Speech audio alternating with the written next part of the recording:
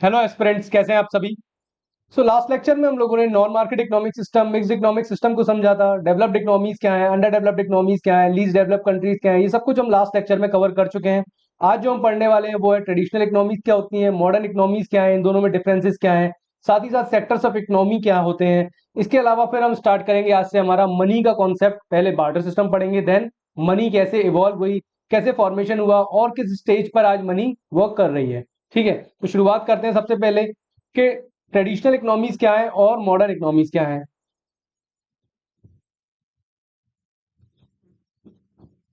So traditional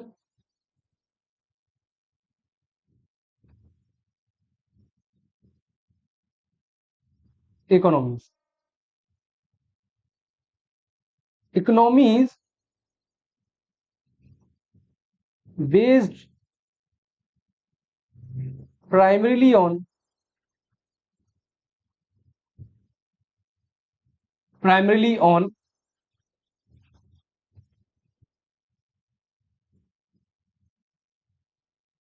agriculture are known as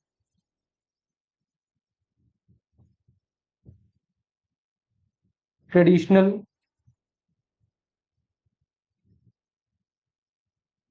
economies। ठीक है, अब इनके कुछ फीचर्स होते हैं, जैसे low level of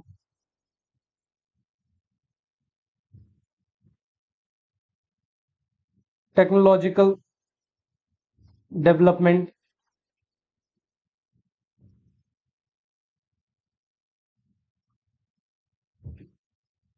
subsistence farming, commercial farming नहीं करते, सबसिस्टेंस फार्मिंग में इन्वॉल्व रहते हैं। Low level of income, relatively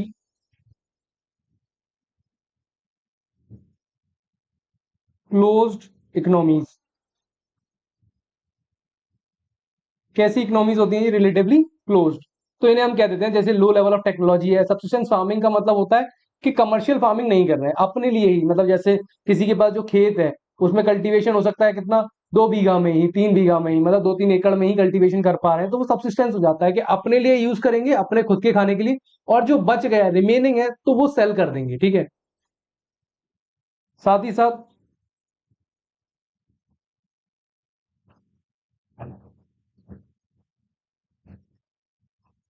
prevalence of barter system.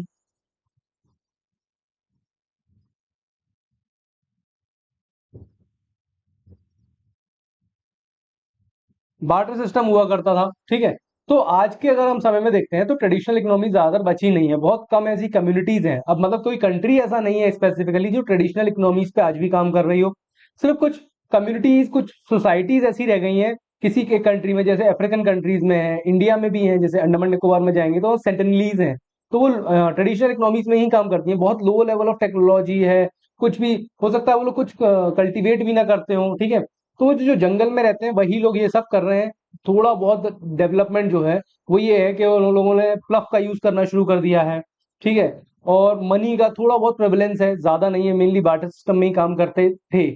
अब ऐसा नहीं है, मेजर इकोनॉमीज जो है वो कैसे बदल चुकी है, मॉडर्न इकोनॉमीज में बदल चुकी हैं। मॉडर्न इकोनॉमीज क्या होती हैं।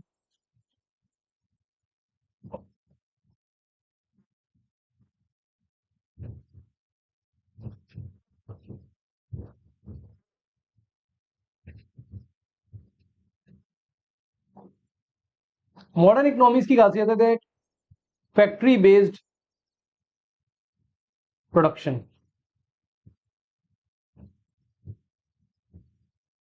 Factory based production, high level of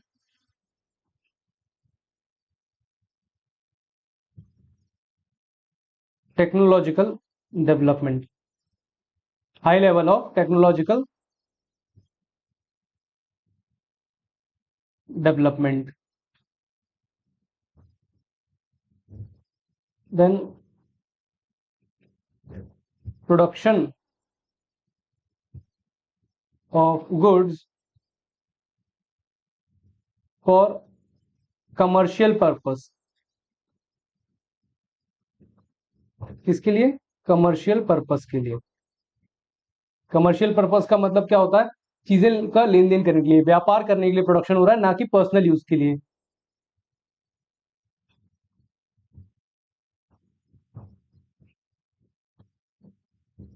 extensive use of money, money का यूज बहुत है, बार्टर सिस्टम का काम नहीं रह गया यहाँ। देन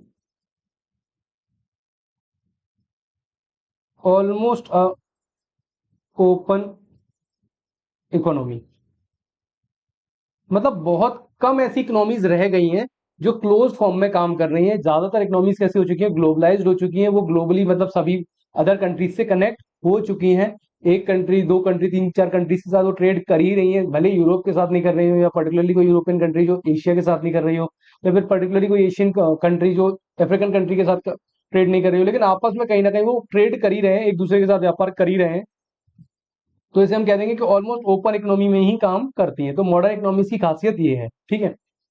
सो आई होप यहाँ से ट्रेडिशनल इकोनॉमीज और मॉडर्न इकोनॉमीज में आपको डिफरेंस क्लियर हो गया होगा। Traditional economy based on agrarian agricultural society, जबकि मॉडर्न इकोनॉमी जो है फैक्ट्री बेस्ड प्रोडक्शन करती है, वहां पर सब्सिस्टेंस के लिए होता है, यहाँ पर कमर्शियल पर्पस के लिए प्रोडक्शन किया जाता है। टेक्नोलॉजिकल डेवलपमेंट ट्रेडिशनल इकोनॉमीज में बहुत कम है, मॉडर्न इकोनॉमीज में बहुत ज्यादा है। एक्सटेंसिव यूज ऑफ मनी है, वहां पर extensive use of barter system है, ठीक है। तो आई होप ये सभी को समझ में आया होगा, ठीक है। नॉर्मल सी चीजें हैं, कोई ज्यादा डिफिकल्ट नहीं है।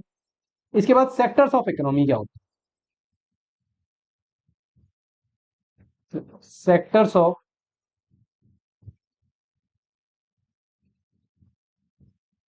इकोनॉमी, देखो वैसे तो तीन ही सेक्टर इकोनॉमी में डिफाइन किए जाते हैं, प्राइमरी सेक्टर, सेकेंडरी सेक्टर और टर्शरी सेक्टर।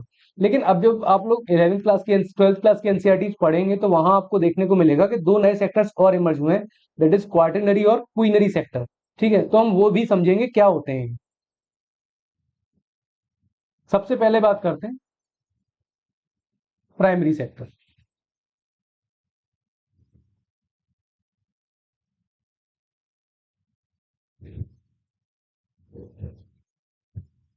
एक सेकंड, एक फ्लो चार्ट के फॉर्म में बना देता हूँ, इससे आप लोगों को याद रखने में आसानी होगी। वो ग्राफिकल रिप्रेजेंटेशन बन जाता है ना, तो इजी टू रिमेम्बर होता है।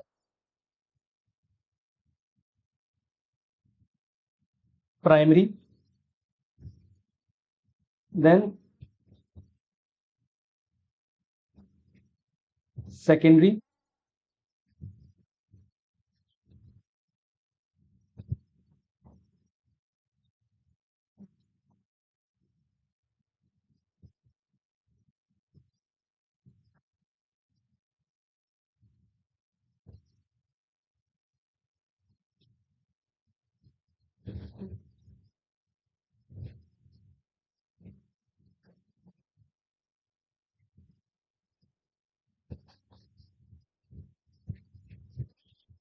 Tertiary,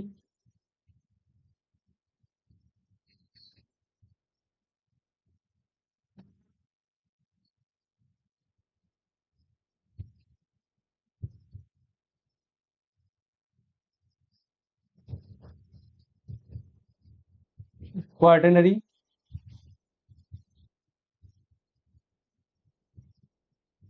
and then comes quinary sector, ठीक है।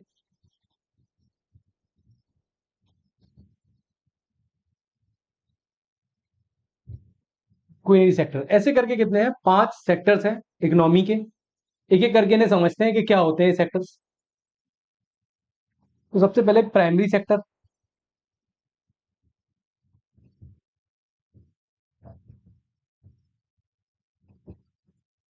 प्राइमरी सेक्टर क्या है? It involves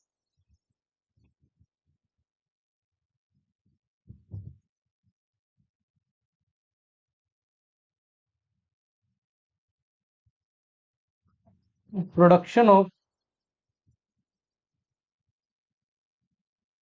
goods directly from natural resources, directly from natural resources. It involve, मतलब प्राइमरी सेक्टर का मतलब क्या है, ऐसे प्रोडक्ट जो डायरेक्टली कहाँ से, ऐसे गुड्स जो डायरेक्टली कहाँ से इन्वॉल्व, कहाँ से एक्सट्रैक्ट किए जाते हैं, नेचर से एक्सट्रैक्ट किए जाते हैं, मतलब डायरेक्टली कहाँ से प्रोड्यूस किए जाते हैं, नेचर से प्रोड्यूस किए जाते हैं। एग्जाम्पल के तौर पे एग्रीकल्चर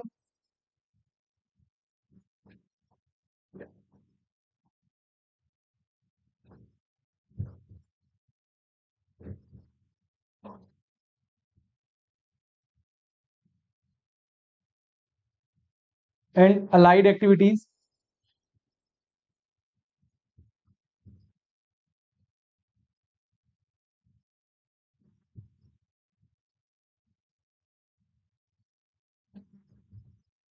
देन एनिमल हस्बेंड्री,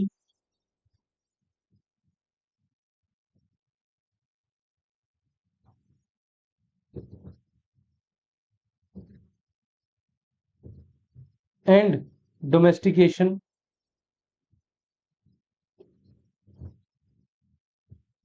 ठीक है, then dairy industry,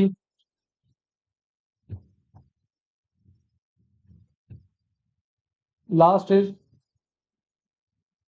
mining industry,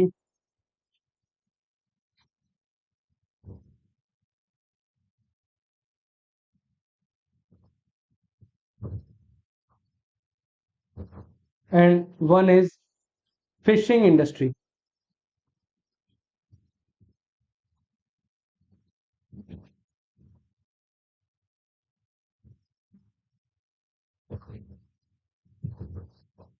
so ये सारे जो प्रोडक्ट्स हैं, जैसे एग्रीकल्चरल और उससे जितने भी फूड ग्रेन्स हैं, जितने भी आप फूड ग्रेन्स देखते हैं, ठीक है, उसके अलावा उससे अलाइड एक्टिविटीज, एनिमल हस्बेंड्री मतलब जानवरों को पशुपालन करना, domestication, dairy industries dairy products जो होते हैं, फिर फिशिंग इंडस्ट्री जो है, और इसके अलावा माइनिंग इंडस्ट्री। याद रखिएगा माइनिंग को किस में रखा जाता है, प्राइमरी सेक्टर में।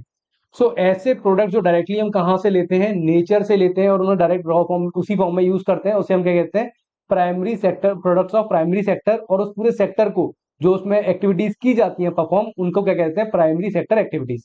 तो आई होप यहां से आपको प्राइमरी सेक्टर क्लियर हुआ होगा कि प्राइमरी सेक्टर क्या होता है। It involve the production of goods directly from natural resources. Natural resources से डायरेक्टली क्या होता है, गुड्स का प्रोडक्शन किया जाता है, तो उसे हम क्या कहते हैं, उस सेक्टर को, पूरे सेक्टर को क्या कहते हैं हम, primary sector. Then secondary sector,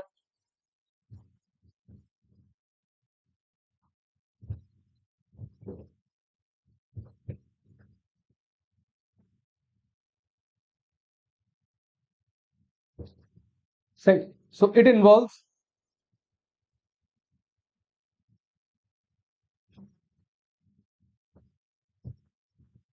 production of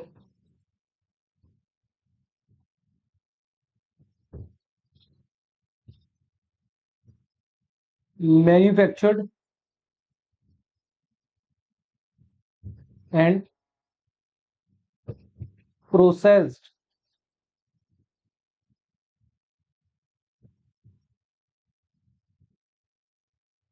goods. किन गुड्स का, ऐसे गुड्स जो मैन्युफैक्चर किए जा रहे हैं और प्रोसेस किए जा रहे हैं। The product of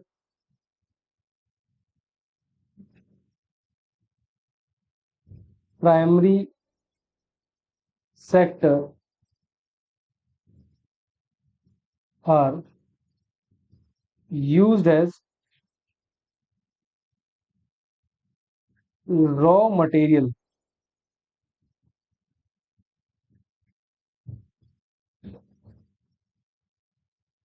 in secondary sector. Secondary sector में उनको क्या किया जाता है, रॉ मटेरियल की तरह यूज किया जाता है। जैसे देखो सेकेंडरी सेक्टर होता क्या है, इसमें क्या होता है, ऐसे गुड्स का प्रोडक्शन हम करते हैं जो फैक्ट्रीज में बनाए जाते हैं। कहाँ बनाए जाते हैं, फैक्ट्रीज में बनाए जाते हैं। जैसे ये शर्ट जो मैं पहना हुआ हूँ, जैसे ये लैपटॉप जो आप जिसमें मैं पढ़ा रहा हूँ, जैसे ये कैमरा, ठीक है, एसी और फैन, ये सब क्या होते हैं, फैक्ट्रीज में बनाए जाने वाले गुड्स हैं। और जो रॉ मटेरियल जो प्राइमरी सेक्टर के प्रोडक्ट्स होते हैं, प्राइमरी सेक्टर में मतलब माइनिंग प्रोडक्ट्स आ जाते हैं। अब जैसे ये लैपटॉप बनाना है, लैपटॉप में क्या लगता है, सेमीकंडक्टर्स का यूज हुआ है, तो जर्मेनियम का क्या किया गया होगा, इसके लिए सिलिकॉन और जर्मेनियम को एक्सट्रैक्ट किया होगा। तो माइनिंग जो की गई होगी वो प्राइमरी सेक्टर में आ जाती है, लेकिन माइनिंग करके जो प्रोसेस करके जो प्रोडक्ट लेकर आए और उसका यूज किस में किया है, इस लैपटॉप को बनाने में किया है। तो ये लैपटॉप कहीं नेचर से नहीं आया है, ये फैक्ट्री में बना है, इसलिए ये लैपटॉप किस सेक्टर का प्रोडक्ट हो जाएगा, सेकेंडरी सेक्टर का। तो इसे हम क्या कह देंगे, जो भी एक्टिविटीज और जो भी फंक्शंस वो कहाँ परफॉर्म किए जाते हैं, फैक्ट्रीज में परफॉर्म किए जाते हैं, जहां कोई प्रोडक्ट को रिफाइन किया जाता है, प्रोसेस किया जाता है, मैन्युफैक्चर किया जाता है, उसे हम क्या कह देते हैं, सेकेंडरी सेक्टर एक्टिविटीज और एक्टिविटीज ऑफ सेकेंडरी सेक्टर। और उस पूरे एक्टिविटी जोन को क्या कह देते हैं हम, सेकेंडरी सेक्टर। ठीक है, एक्टिविटी जोन का मतलब पूरा जो भी हम फंक्शनिंग उसमें परफॉर्म करते हैं। तो आई होप आपको ये भी समझ में आ गया होगा। सो it involves manufacturing and processing of raw material which is obtained from primary sector. तो प्राइमरी सेक्टर से जो हमें रॉ मटेरियल मिलता है, चाहे वो फूड्स हो, देखो फूड ग्रेन्स हो, उनको भी प्रोसेस करके आप क्या पैक्ड फूड में बदलते हो। तो जो पैक्ड फूड को जब हम फैक्ट्री में ले जाते हैं, वहां पर उसको प्रोसेस करते हैं ताकि उसको लॉन्ग टर्म स्टेबल रख पाए, ज्यादा लंबे समय तक उसकी शेल्फ लाइफ बढ़ा पाए, उसको भी हम मैन्युफैक्चरिंग सेक्टर में ला देते हैं, सेकेंडरी सेक्टर एक्टिविटीज हो जाती है। ठीक है, तो आई होप आपको ये समझ में आया होगा। इन दी एंड में एक एग्जांपल देके भी आपको इसको समझा दूंगा कैसे। ठीक है, then comes tertiary sector.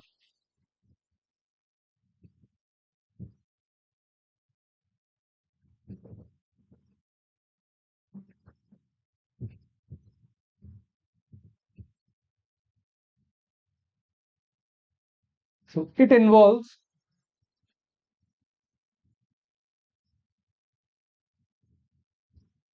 transportation,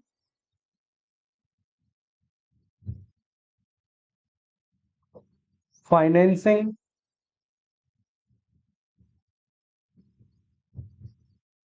and banking services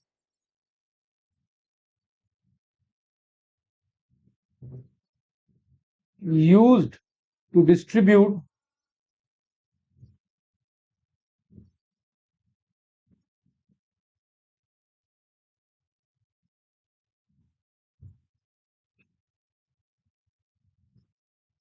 sorry used to distribute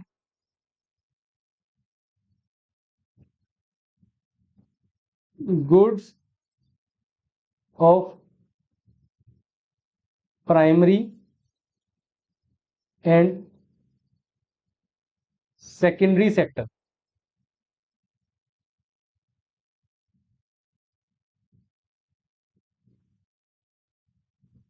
tertiary sector क्या होता है, इट इन्वॉल्व्स ट्रांसपोर्टेशन, मतलब जैसे प्राइमरी प्रोडक्ट्स हैं, अब सब्जी कल्टीवेट तो कर ली, खेत में उगा तो ली, लेकिन उसको ट्रांसपोर्ट भी तो करना होगा, तो ट्रक से जाएगी। ठीक है, पहले के टाइम पे बैलगाड़ी से जाती थी, अब कैसे जा रही है, ट्रक से जा रही है, गाड़ियों से जा रही है। फाइनेंसिंग, क्योंकि अगर आपको किसके लिए जरूरत है, अगर आपको खेती करनी भी है, कल्टीवेशन करना है, तो आपको सीड खरीदना पड़ता है, फर्टिलाइजर खरीदना पड़ता है किसान को, तो उसके लिए वो किस पे डिपेंड होता है, बैंक के ऊपर, फाइनेंसर के ऊपर। ठीक है, जो उसे पैसा देते हैं उधार।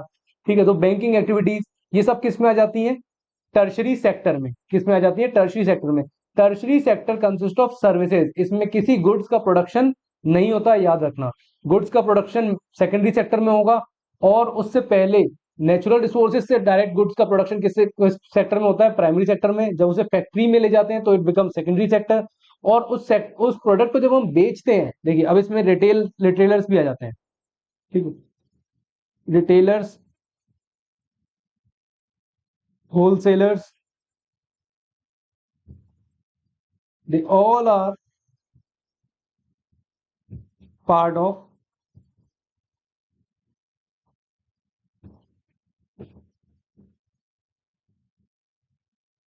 tertiary sector. They all are part of tertiary sector. तो आई होप आपको ये समझ में आया होगा टर्शरी सेक्टर है क्या।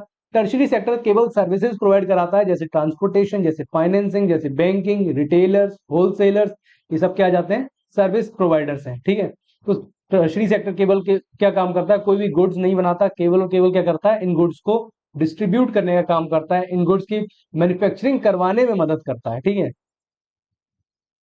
Next is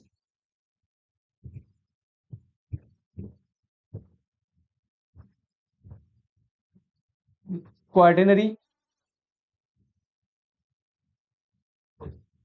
sector. Quaternary sector होता क्या है?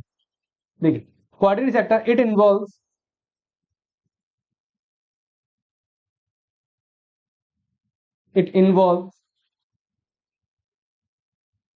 the research and development wing and information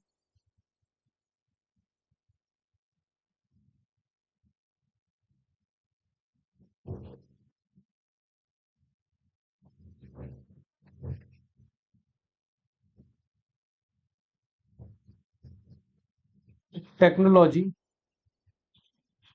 services। Quaternary sector का मतलब क्या होता है? इसमें ऐसे फंक्शंस परफॉर्म किए जाते हैं जैसे रिसर्च एंड डेवलपमेंट, ठीक है, जैसे इंफॉर्मेशन टेक्नोलॉजी का यूज, जैसे नए प्रोडक्ट्स को डिजाइन करने के लिए जो रिसर्च की जाती है, वो रिसर्च का अलग से डिपार्टमेंट होता है हर जगह, हर देश में, हर कंपनी में। तो उस पूरे डिपार्टमेंट में जो लोग काम कर रहे होते हैं, वो जो टास्क होते हैं रिसर्च और डेवलपमेंट के, इंफॉर्मेशन टेक्नोलॉजी को यूज करने के, जैसे कंप्यूटर्स वगैरह इन सबको यूज करने के, आईटी को सेक्टर के जो लोग होते हैं, उन्हें किस सेक्टर में सेगमेंट में रखा जाता है? किस सेक्टर में रखा जाता है? क्वाटरनरी सेक्टर में। ठीक है। Next comes quinary sector.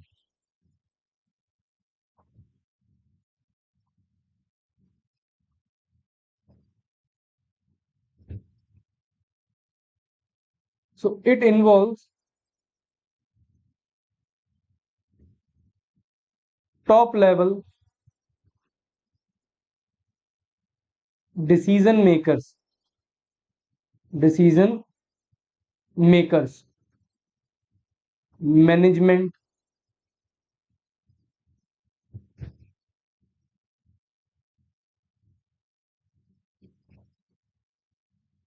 Bureaucrats,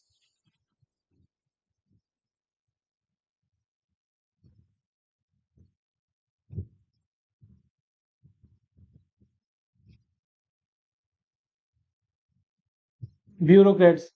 so ये सब का काम क्या होता है? जैसे टॉप लेवल में डिसीजन मेकर जो है, जैसे कंपनी के सीईओ, मैनेजिंग डायरेक्टर, ठीक है, कंपनी सेक्रेटरी, ये सब क्या होता है? कंपनी के टॉप लेवल मैनेजमेंट होते हैं। इनका काम होता है कंपनी के लिए नए डिसीजंस बनाना। ऐसे ही कंट्री में जो होते हैं वो ब्यूरोक्रेट्स होते हैं। उनका काम क्या होता है? नए डिसीजन बनाना। जैसे रिसर्च एंड डेवलपमेंट विंग ने कोई एक नई रिसर्च करके परफॉर्म करके दी कि सर हमारे मतलब स्टैटिस्टिकल ऑर्गेनाइजेशन की अगर हम बात करें, तो statistical organisation, central statistical organisation, उसने क्या किया? सीएसओ ने एक डाटा प्रोवाइड किया। अब ये डाटा कहाँ दिया गया? पीएमओ में दिया गया। पीएमओ में कौन बैठे होंगे? सेक्रेटरीज बैठे होंगे। तो वो सेक्रेटरीज क्या करेंगे? उस डाटा को प्रोसेस करवा करके उस डाटा को देखते हैं कि मान लीजिए डाटा आया हो पॉवर्टी के लिए, ठीक है, तो पॉवर्टी में ये डाटा आया हो कि इतने परसेंट लोग पुअर हैं और हमें ये स्कीम रन करनी चाहिए। तो ये टॉप लेवल डिसीजन मेकर्स होते हैं, जो ब्यूरोक्रेट्स होते हैं। ये बताते हैं क्या सर ऐसी, पीएम को सजेस्ट करेंगे ऐसी स्कीम बनानी चाहिए या नहीं बनाना चाहिए, इसमें कितना खर्चा आएगा, क्या ये स्कीम विएबल होगी, मतलब काम कर सकेगी, हम इसे यूज कर पाएंगे या नहीं कर पाएंगे। पता चले ऐसा ना हो कि हम इसमें ज्यादा पैसा खर्च कर दें और उसका कोई रिजल्ट ना निकले। तो ये कौन होते हैं? Top level decision makers. और उस वो हर का जगह होते हैं, चाहे वो कंपनी हो या कंट्री हो या इकोनॉमीज हो, हर जगह ये मिलेंगे। तो इनके लिए एक अलग से, इनका क्या होता है? एक अलग से सेक्टर होता है, अलग से सेगमेंट होता है, उसे हम कहते हैं क्वीनरी सेक्टर। ठीक है। अब इस पूरे हम जितने भी सेक्टर्स है, पांचों सेक्टर, इसको एक बार में एक प्रोडक्ट के थ्रू समझने की कोशिश करेंगे। यस, टोमेटो की बात करें। ठीक है, tomato for example, tomato product किस चीज का है? डायरेक्ट हमने नेचर से लिया है, हमने खेती करी, कल्टीवेट किया। ठीक है। सो टोमेटो इन पर्टिकुलर वो प्रोडक्ट किसका हो जाएगा? प्राइमरी सेक्टर का। टोमेटो किसका प्रोडक्ट हो जाएगा? Particularly primary sector. अब टोमेटो का बनाया हमने क्या? यहां इसका बनेगा, फैक्ट्री में ले गए इसे, और इसका क्या बनाया? सॉस।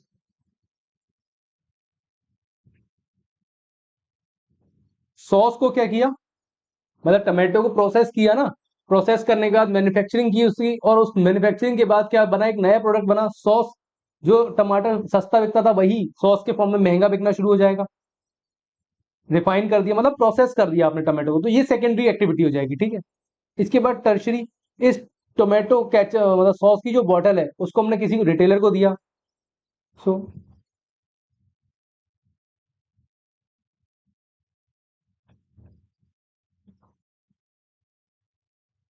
शॉप और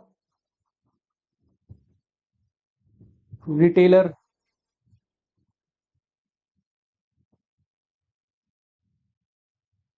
तो ये कौन सी एक्टिविटी होगी? टर्शरी एक्टिविटी, क्योंकि यहाँ इसने टर्शरी एक्टिविटी में कोई गुड्स प्रोड्यूस नहीं हो रहे हैं, ये सिर्फ सर्विस प्रोवाइड कर रहे हैं। तो सॉस की बॉटल इसने अपने यहाँ, इसको मिल गई, इसने अपने यहाँ रख ली, हमने देखा और सॉस की बॉटल को खरीद लिया। तो ये क्या हुआ? टर्शरी सेक्टर में क्या हुआ? उसने केवल सर्विस प्रोवाइड करी, एक जो प्रोडक्ट बना उसने हमें बेच दिया, तो वो क्या है? सर्विस है। ठीक है, फिर बात आती है चौथी सेक्टर की। चौथा सेक्टर कहता है कि भाई प्रोडक्ट की रिसर्च एंड डेवलपमेंट। अब एक बात हो, ये सॉस की बोतल है, इसमें कुछ प्रिजर्वेटिव डालने पड़ेंगे तभी तो ये लंबे समय तक क्या हो पाएगी, इसकी शेल्फ लाइफ बढ़ पाएगी, आप लंबे समय तक इसे यूज कर पाएंगे। उस पर एक्सपायरी डेट लिखी रहती है ना, तो ये एक्सपायरी डेट कैसे तय होगी? ठीक है, इसमें कौन सा प्रिजर्वेटिव मिलाया जाएगा, कौन सा केमिकल यूज किया जाएगा जिससे लॉन्ग टर्म तक क्या रहे, सही बने रहे, खाने के लिए एडिबल बने रहे। ठीक है, तो वो रिसर्च एंड डेवलपमेंट का काम जो होता है वो कौन करता है? Quaternary sector. ठीक है, तो research and development for the production, कि प्रोडक्शन करते टाइम पे आपको रिसर्च की जरूरत पड़ेगी ना, वो ये काम कर रहे हैं। फिर क्वीनरी सेक्टर आता है। क्वीनरी का काम होता है वेदर टू मेक और नॉट, वेदर टू मेक और नॉट, कि एक्चुअल में हमें प्रोडक्ट बनाना भी है नहीं, इस टमाटो को सॉस में बदलना है या नहीं, ये कंपनी के लिए प्रॉफिटेबल रहेगा या नहीं रहेगा, ये डिसीजन कौन लेता है? क्वीनरी सेक्टर के लोग। ठीक है, एक और एग्जांपल ले लेते हैं, जैसे आपने लेज चिप्स खाए होंगे सभी ने, तो लेज पोटैटो से बन रहा है। पोटैटो जो है उसको हम क्या रख रहे हैं? पोटैटो, वो तो प्राइमरी सेक्टर का प्रोडक्ट हो गया। ठीक है, डायरेक्ट हमने नेचर से लिया कल्टीवेट करके। अब उसको हम फैक्ट्री में ले गए, प्रोसेस करके उससे क्या बना दिया? चिप्स बना दिए, तो that become a secondary sector product. ठीक है, सेकेंडरी सेक्टर का गुड बन गया। अब उसी तो पैक, उसको जो चिप्स बनाया हमने, चिप्स को हमने क्या किया? पैकेजिंग की, और पैकेजिंग करके कहाँ भेज दिया? एक शॉप में और एक रिटेलर के पास। तो उस रिटेलर ने क्या किया? उस पैकेट को बेचना शुरू कर दिया, वो पैकेट हमने खरीद लिया। तो ये क्या हो गया हमारा? Tertiary sector. क्वार्टरनरी सेक्टर ने क्या किया था? रिसर्च की थी कि भाई ये हम टमाटो, ये पोटैटो के जो चिप्स हैं इनको हम पैकेट में भर तो देते हैं, लेकिन ये कितने लंबे समय तक एडिबल रहेंगे, मतलब कब तक इन्हें खाया जा सकता है। ऐसा तो नहीं कि आज फिल किया, आज पैकेट में भर के भेजा और 2 दिन बाद एक्सपायर। ठीक है, ये 10 दिन, 15 दिन, 1 महीने, 2 महीने, 3 महीने तक चल पाए। तो इसके लिए क्या है? रिसर्च एंड डेवलपमेंट करनी पड़ती है कि ऐसे कौन सी गैस यूज करें, जैसे नाइट्रोजन का यूज किया जाता है। ठीक है, एसिटिलीन का यूज किया जाता है ताकि राइपनिंग फ्रूट्स की जल्दी हो पाए। तो ये सब कौन करता है? रिसर्च एंड डेवलपमेंट टीम करती है। तो वो कौन हो जाएगी? क्वाटरनरी सेक्टर के लोग हो जाते हैं। फिर आ जाता है कौन? कि नया प्रोडक्ट बनाना भी है क्या? पोटैटो को चिप्स में बदलना है, नए लेस का नया प्रोडक्ट लाना है, नया फ्लेवर लाना है या नहीं लाना है, ये डिसाइड कौन करता है? Quinary sector. तो आई होप यहां से आपको पांचों सेक्टर समझ में आए होंगे। इनका सबका अपना अपना क्या होता है? कंट्रीब्यूशन होता है जीडीपी में। जैसे जब भी कभी कोई इकोनॉमी डेवलप हो रही, बन रही होती है, मतलब पहली पहली बार जब आजाद होते हैं या फिर इवोल्यूशन में आते ही हैं, इमर्ज होते हैं, जैसे इजराइल है, जैसे इंडिया है। इंडिया का एग्जांपल लेते हैं हम। सो 19 इन 1947 हम क्या होते हैं? इंडिपेंडेंट हो जाते हैं। क्या हो जाते हैं? इंडिपेंडेंट। हम यहीं से शुरुआत मानते हैं, ऐसा नहीं कि इससे पहले नहीं हुई थी, हम यहीं से मानते हैं शुरुआत, आज आज मॉडर्न भारत की। ठीक है, 1947 हम आजाद हुए। आजाद होने के टाइम पे हमारे पास ज्यादा कुछ पैसा, कोई लेवल ऑफ टेक्नोलॉजी नहीं थी, तो हम क्या उनसे एग्रीकल्चर में, किस एक्टिविटी में इन्वॉल्व रहेंगे? Agriculture activities. ठीक है, तो हम किस पे डिपेंडेंट है? Mainly primary sector. किस पे डिपेंडेंट है? Mainly primary sector. जब आप 5 ईयर प्लान पढ़ेंगे तो वहां आपको देखने को मिलेगा first 5 year plan mainly focused on agricultural activity and primary sector. ठीक है, सेकेंड, दूसरी स्टेज पे जब हम डेवलप करने जाएंगे, अब ऐसा होने लगा कि हमारा प्राइमरी सेक्टर पूरी तरह से डेवलप हो गया, मतलब 75% डेवलपमेंट लेवल इस पे पहुंच गया। तब हम किस पे मूव करेंगे? सेकेंडरी सेक्टर पर। किस पर मूव करेंगे? Secondary sector.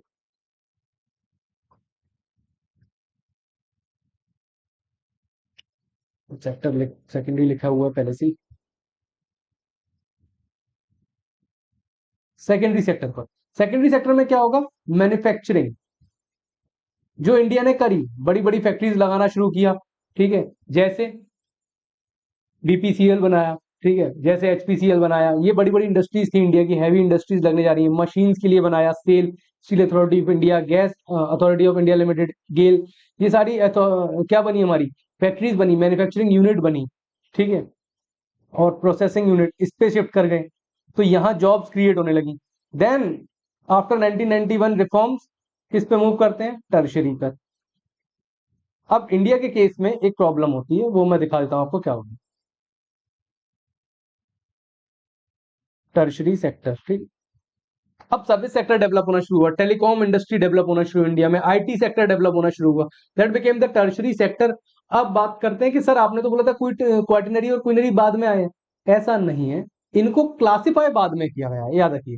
क्लासिफिकेशन इनका अभी हुआ है, ऐसा नहीं कि पहले रिसर्च एंड डेवलपमेंट नहीं होती होगी, पहले टॉप लेवल डिसीजन मेकर्स नहीं होते होंगे, पहले ब्यूरोक्रेट्स नहीं होते होंगे, ऐसा नहीं है, ये पहले भी हुआ करते थे, लेकिन इनका क्लासिफिकेशन जो है वो रिसेंटली किया गया कि इनको अलग सेक्टर्स में रखा जाता है, ठीक है।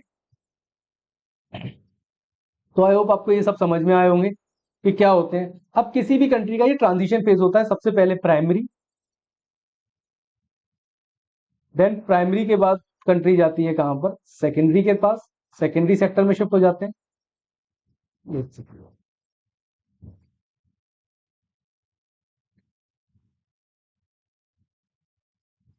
सेकेंडरी, और फिर यहां से इवॉल्व होते हैं टर्शरी की तरफ।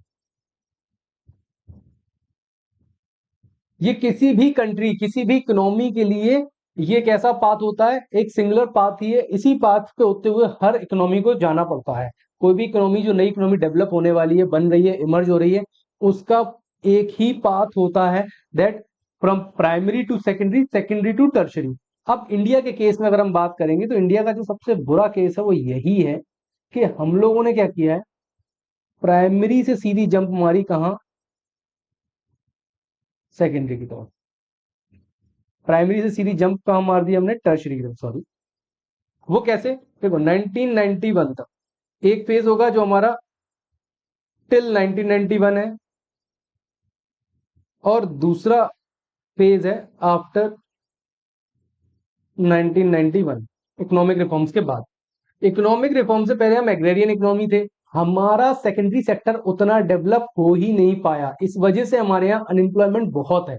क्यों, क्योंकि सेकेंडरी सेक्टर वो सेक्टर है जो ज्यादातर कंट्री, किसी भी इकोनॉमी में सबसे बड़ी एम्प्लॉयमेंट जनरेशन का काम करने वाला अगर कोई सेक्टर है तो वो सेकेंडरी सेक्टर होता है। क्यों, क्योंकि इसमें लगते हैं, it requires semi skilled workers, semi skilled labour चाहिए होती है इसमें। कैसी चाहिए होती है, सेमी स्किल्ड लेबर, ठीक है। इसमें ज्यादा, सेकेंडरी सेक्टर जो है उसमें ज्यादा स्किल्स की जरूरत नहीं होती लोगों को, थोड़ी बहुत स्किल, मशीन ऑपरेट करना आ जाए, ठीक है, बेसिक स्किल्स के साथ वो लोग जॉब्स में एंटर कर सकते हैं, धीरे धीरे वहां अपग्रेड होता रहता है। लेकिन प्राइमरी में क्या होता है,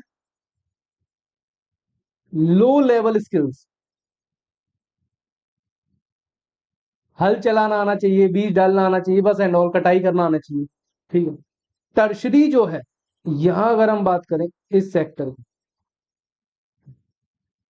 ये जो टर्शरी है भाई, टर्शरी की समस्या क्या है, हाई लेवल ऑफ स्किल्स, बहुत अच्छे लेवल की स्किल्स जिनके पास होती हैं वही इस सेक्टर में काम कर पाते हैं। जैसे आप आईटी सेक्टर को देखें, इंफॉर्मेशन टेक्नोलॉजी सेक्टर को देखें, आप बैंकिंग सेक्टर को देखेंगे, और फाइनेंसिंग सेक्टर को देखेंगे, ठीक है। तो इसमें क्या है, बहुत हाई लेवल के लोग जा पाते हैं जिनकी स्किल सेट बहुत हाई है। जैसे सीए, अब सीए इतनी मेहनत करने के बाद सीए बनता है, ठीक है, इतने सारे एग्जाम्स देने के बाद सीए बन पाता है, तो वो टर्शरी सेक्टर का पार्ट बनता है। किसका पार्ट बनता है, टर्शरी सेक्टर का पार्ट बनता है, सर्विसेज प्रोवाइड कराता है बैंकिंग और फाइनेंस में, उसकी स्किल्स बहुत अच्छी होती हैं, ठीक है। इसीलिए क्या होता है ना, प्राइमरी सेक्टर इतना एम्प्लॉयमेंट जनरेट कर पाता है ना, सेकंड टर्शरी सेक्टर इतनी एम्प्लॉयमेंट जनरेट कर पाता है जितनी से सबसे ज्यादा कौन जनरेट कर सकता है, सेकेंडरी सेक्टर। और इंडिया का यही सेक्टर जो है वो डेवलप नहीं है, हमारे यहाँ मैन्युफैक्चरिंग सेक्टर पूरी तरह से डेवलप नहीं हो पाया। क्यों, क्योंकि हमने एक जंप लिया डायरेक्टली प्राइमरी से सीधा टर्शरी की तरफ, मैन्युफैक्चरिंग सेक्टर को हम उतना उतने लेवल पर डेवलप करना छोड़ गए पीछे बहुत, ठीक है। इसलिए आज हम परेशान रहते हैं, क्योंकि हमारे पास इतनी बड़ी पॉपुलेशन होने के बाद, इतनी बड़ी लेबर फोर्स होने के बाद, हमारे पास बड़ा एक मैन्युफैक्चरिंग सेक्टर नहीं है कि हम मैन्युफैक्चर कर पाए। जैसे चाइना है, चाइना ने क्या किया, प्राइमरी उनके रिफॉर्म्स हुए, वहां धीरे धीरे रिफॉर्म्स किए हमने, स्टेप बाय स्टेप। हमने एक बार में रिफॉर्म्स किए, जो हम आगे चल के एलपीजी रिफॉर्म्स पढ़ेंगे वहां दिखाऊंगा मैं, वहां बताऊंगा मैं आपको कि कैसे गलती की है। चाइना ने स्टेप बाय स्टेप रिफॉर्म्स किए तो उनको ये फायदा मिला कि भाई उन्होंने प्राइमरी सेक्टर को कंप्लीट किया। अब प्राइमरी सेक्टर को कंप्लीट करने के बाद then they comes to secondary sector, ठीक है। फिर उनका सेकेंडरी सेक्टर बहुत ज्यादा डेवलप होता चला गया, तो वहां पर बहुत ज्यादा जॉब्स क्रिएट होती चली गई। और फिर उन्होंने अपनी टर्शरी सेक्टर पे काम किया, जिसलिए इसीलिए आज हम देखते हैं कि चाइना बहुत आगे है बाकी अदर कंट्रीज के कंपेरिजन में, ठीक है, क्योंकि उसने अपनी लेबर फोर्स का बेस्ट यूज किया। अब जैसे इसका एग्जांपल अगर देना चाहें, देखो कैसे होता है। प्राइमरी सेक्टर अगर डेवलप करेगा, प्राइमरी सेक्टर में का डेवलपमेंट हो रहा है, ठीक है, प्राइमरी सेक्टर, और ये डेवलप कर रहा है किसी भी कंट्री में, तो इसमें क्या होगा, देखो पहले नॉर्मली प्लग जो होता होगा वो कैसा होता होगा, बैल से चलाने वाला, ठीक है, बैल उसे लेकर के जोतते होंगे। फिर धीरे धीरे क्या हुआ, प्रोडक्शन बढ़ा, अब प्रोडक्शन बढ़ा तो सरप्लस बढ़ने लगा, सरप्लस बढ़ने लगा तो उस सरप्लस को बेचा जाने लगा, जिससे पैसा आने लगा। तब क्या होता है, यहाँ जो प्लॉ होता हुआ करता था, पहले वुडन प्लॉ हुआ करता था।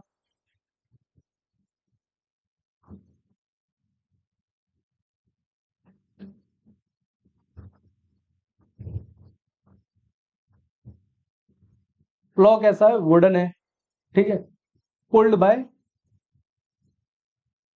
बुल्स, इसे बैल खींचते थे, ठीक है।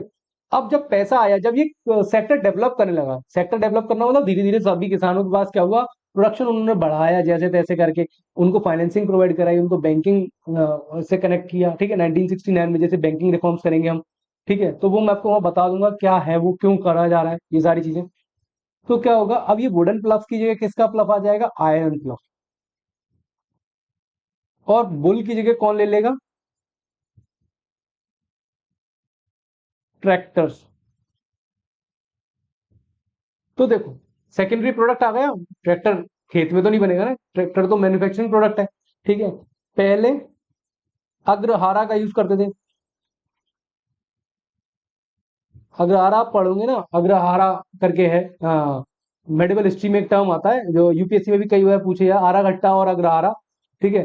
बुल घूमता था जिससे पानी निकलता था, ठीक है, कुएं से अगर पानी निकलना था तो बुल के अगर बांधे थे, बुल को एक जगह पे बांधे थे, तो बांधते हैं और पानी उसी से निकाला जाता था, मतलब पुल पे कुछ ऐसा व्हील पुली करके बना दिया जाता था, उसमें बकेट ही बकेट लगा दी जाती थी, उसको अग्रहारा और अग्रघट्टा कहते थे।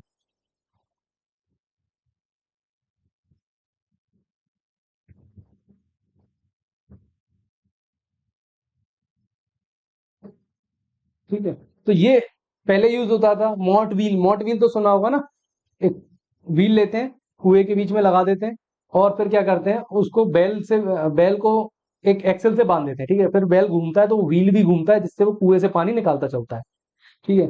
तो पहले ये होता था अग्रहारा और अग्रगट्टा, ठीक है। अब जब पैसा आया किसानों के पास तो उन्होंने क्या किया, मोटर मशीन मंगवा ली, कौन सी मशीन, या फिर ट्यूबवेल लगवा लिए, ट्यूबवेल बनवा लिए। अब मशीन की जगह नहीं लगी, मशीन, अब जैसी मशीन आएगी तो वही मशीन की मैन्युफैक्चरिंग यूनिट होगी।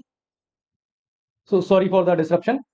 मशीन जैसे ही आएगी तो मशीन की क्या होगी, मैन्युफैक्चरिंग यूनिट होगी, सेकेंडरी सेक्टर में वो कहीं ना कहीं बन रही होगी, तो वहां पर जॉब्स अब क्रिएट होना शुरू हो जाएंगी, क्योंकि अब मशीन की डिमांड बढ़ने लगी।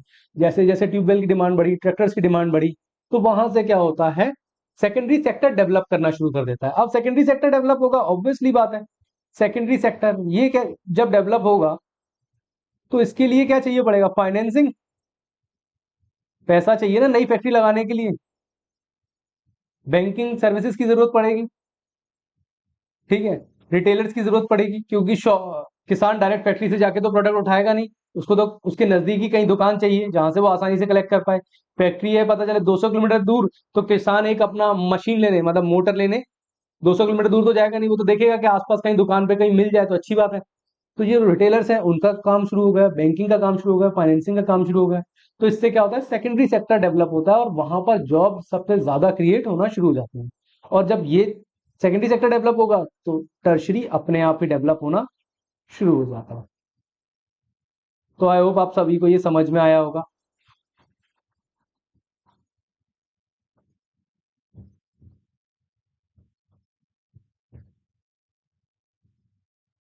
ठीक है, टर्शरी सेक्टर। तो ये अपने आप क्या होगा, डेवलप होना शुरू होगा। जब सेकेंडरी सेक्टर डेवलप करेगा तब टर्शरी सेक्टर डेवलप करना शुरू होता है। और सेकेंडरी सेक्टर याद रखिए कब डेवलप करेगा, जब आपका प्राइमरी सेक्टर फुल्ली डेवलप्ड होगा, वो अपनी पूरी पोटेंशियल पर फुल ऑप्टिमम यूटिलाइजेशन जब आप कर रहे होगे तब आपका सेकेंडरी सेक्टर डेवलप हो सकता है। अदरवाइज बहुत रेयर केस होते हैं कि सेकेंडरी सेक्टर बिना प्राइमरी सेक्टर के डेवलप हुए डेवलप कर जाए। क्यों? क्योंकि वहां पर लोग एम्प्लॉयड हैं, वो नहीं निकलना चाहेंगे, उन्हें आपको यहाँ इंसेंटिवाइज करना होगा। ठीक है, तो आई होप ये सभी को समझ में आया होगा कि क्या होता है सेकेंडरी सेक्टर, क्या होता है प्राइमरी सेक्टर, क्या होता है टर्शरी सेक्टर। ठीक है, अब हमें चलना है एक नई चीज की तरफ जो हमारा एक्चुअल में इंडियन इकोनॉमी की शुरुआत होगी। सो इंडियन इकोनॉमी, अभी तक जो हमने पढ़ा वो इकोनॉमिक्स का हिस्सा था, इसका एक और हिस्सा रह गया है, that is law of supply, law of demand, law of consumption. ये सब हम पढ़ेंगे लास्ट लेक्चर में, जब हम इसको एंड करने वाले होंगे तब मैं आपको ये समझाऊंगा, क्योंकि अभी के लिए आपके लिए बहुत डिफिकल्ट पड़ जाएगा वो चीजें। ठीक है, सो इंडियन इकोनॉमी क्या होती है?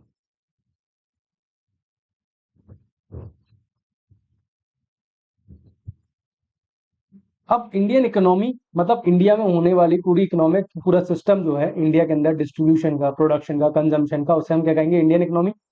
इंडियन इकोनॉमी की अपनी क्या होगी, हर इकोनॉमी की अपनी प्रॉब्लम्स होती हैं, उन्हीं को सॉल्व किया जाता है इकोनॉमिक्स में। ठीक है, क्या क्या प्रॉब्लम है देख, सबसे पहले आपको प्रॉब्लम की बात करते हैं।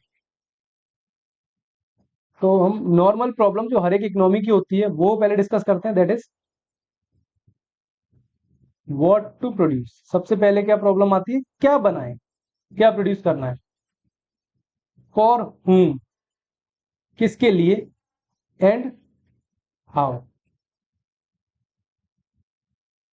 ये तीन क्वेश्चन हर एक इकोनॉमी के सामने होते हैं कि भाई क्या प्रोड्यूस करें, फॉर whom किसके लिए करें, और हाउ मतलब कैसे करें। तो इसका डिमांड इकोनॉमिक मॉडल पर डिपेंड करता है, इसका सॉरी इसका आंसर जो है, इस इन तीनों प्रॉब्लम्स का आंसर जो है वो किस पे डिपेंड करता है, the solution of these three problems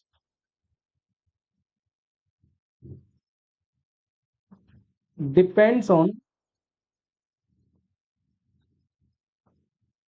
system of economy. Economy के सिस्टम पर डिपेंड करता है, किस पर डिपेंड करता है, इकोनॉमी के सिस्टम। तीन सिस्टम हमने इकोनॉमिक सिस्टम पढ़े हैं, तीन, कौन कौन से, मार्केट, नॉन मार्केट और मिक्स्ड। ठीक है, मार्केट में हमने देखा डिमांड एंड सप्लाई का काम चलता है, नॉन मार्केट हमने नीड बेस्ड चलता है। ठीक है, और वही मिक्स्ड में तो दोनों बेसिस पर काम चलेगा। तो जिस तरीके का सिस्टम होगा इकोनॉमी का, उसी बेसिस पर इन तीनों प्रॉब्लम्स का सॉल्यूशन निकाला जाता है। अगर मान लीजिए किसी पर्टिकुलर कंट्री में मार्केट इकोनॉमिक सिस्टम काम कर रहा है, तो वहां कौन सा सॉल्यूशन होगा, डिमांड एंड सप्लाई।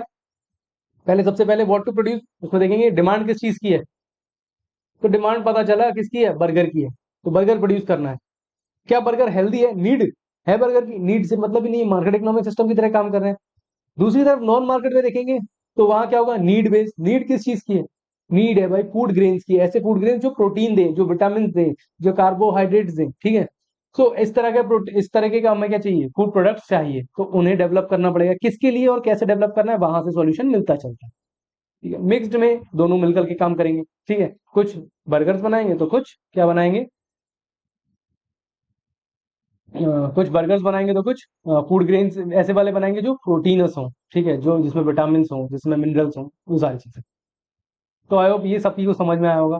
अब इंडियन इकोनॉमी की मेजर प्रॉब्लम, इंडियन इकोनॉमी की अगर हम पर्टिकुलरली बात करें तो इंडियन इकोनॉमी की मेजर प्रॉब्लम्स क्या है, ये तो हमने हर एक इकोनॉमी की प्रॉब्लम देखी थी कि हर एक इकोनॉमी की ये प्रॉब्लम होती है। अब इंडियन इकोनॉमी की क्या प्रॉब्लम है पर्टिकुलरली, सो अनएम्प्लॉयमेंट सबसे पहली प्रॉब्लम, अनएम्प्लॉयमेंट। ठीक है, सेकेंडरी सेक्टर, ये हमारी एक प्रॉब्लम है। सेकेंडरी सेक्टर हमारा सेकेंडरी सेक्टर डेवलप नहीं है ना। ठीक है, फिर agricultural,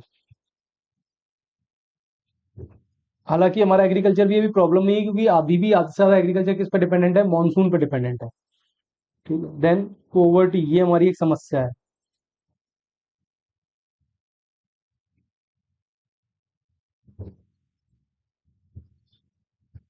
urban development,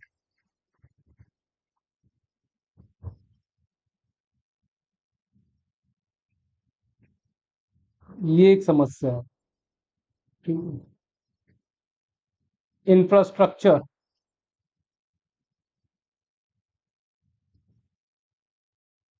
sources of energy,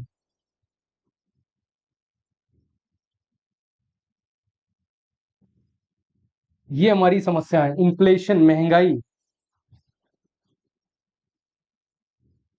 then skills, ये समस्या है। तो ये सब क्या है, इंडियन इकोनॉमी की प्रॉब्लम्स हैं। अब इन्हीं प्रॉब्लम्स को सॉल्व करना होता है, उसके लिए नई थ्योरीज का इस्तेमाल किया जाता है, इकोनॉमिक्स का इस्तेमाल किया जाता है, और इन्हीं सबको हम पढ़ते हैं। आप जब यूपीएससी क्लियर करके आईएएस बनेंगे, या फिर मान लीजिए स्टेट पीएससी क्लियर करके स्टेट पीएससी से एसडीएम और डीएसपी वगैरह बनेंगे, तब आपका मेन फोकस होगा इन्हीं सब पर। ठीक है, हालांकि डीएसपी बनेंगे तो नहीं होगा, तो आपको क्राइम को कंट्रोल करना है। लेकिन क्राइम बढ़ क्यों रहा होगा, क्यों? क्योंकि अनएम्प्लॉयमेंट होगी, पॉवर्टी होगी, इसलिए तो क्राइम बढ़ रहा होगा। तो आपको एडमिनिस्ट्रेशन के साथ, प्रशासन को शासन के साथ मिल करके काम करना पड़ता है। वो सारी चीजें मिल करके सॉल्व करनी पड़ती है, कि भाई उसमें भी वो सुझाव देते हैं कि आप अनएम्प्लॉयमेंट को कम करने के लिए ये पर्टिकुलर काम कर सकते हैं। तो सेक्टर्स ऑफ इकोनॉमी को डेवलप करना पड़ेगा। ठीक है, तो इन सभी के लिए हमारी सारी चीजें काम करती हैं। अब हम जो शुरुआत करने वाले हैं, सबसे पहले जो हम आज का लेक्चर स्टार्ट करेंगे, that is from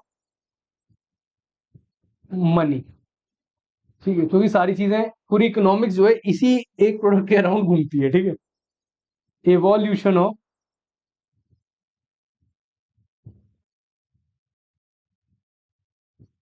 money. Money के एवोल्यूशन से पहले हमें देखना होगा कि मनी से पहले कौन सा सिस्टम काम किया करता था। तो सबसे पहले क्या होगा, before the emergence of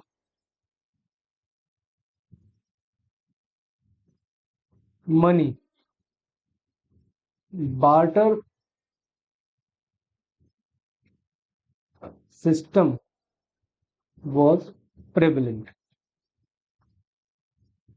barter system कैसा था, प्रेवलेंट था, मतलब बहुत ज्यादा प्रचलित कौन सा सिस्टम था, बार्टर सिस्टम। अब ये सिस्टम था क्या, तो ये आप सभी को पता है। देखो, ऐसा नहीं है कि इकोनॉमिक्स में कुछ भी आपको नहीं पता होता, बस आपको ना टर्मिनोलॉजी नहीं आती है इंडियन। ठीक है, एक ही बात जो है, आपको वो क्या नहीं आती, टर्मिनोलॉजी का नहीं पता होता, किस टर्म का यूज किया जाता है। सो बार्टर सिस्टम क्या था,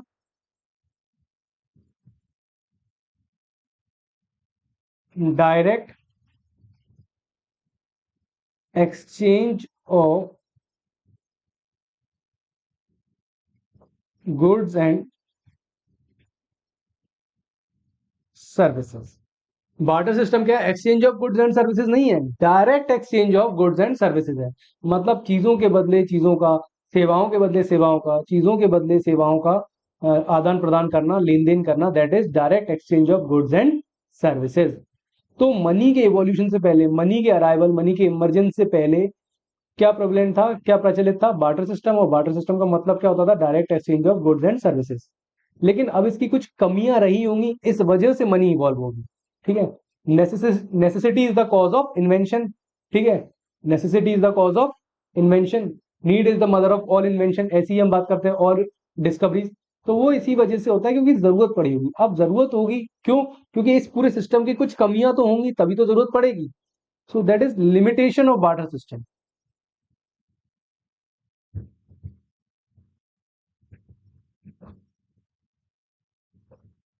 limitation of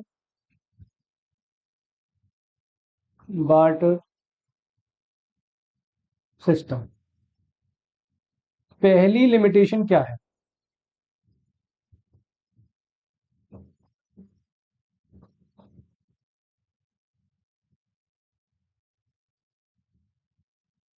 that is double coincidence of bonds. क्या होगा, डबल कोइंसिडेंस ऑफ बॉन्ड।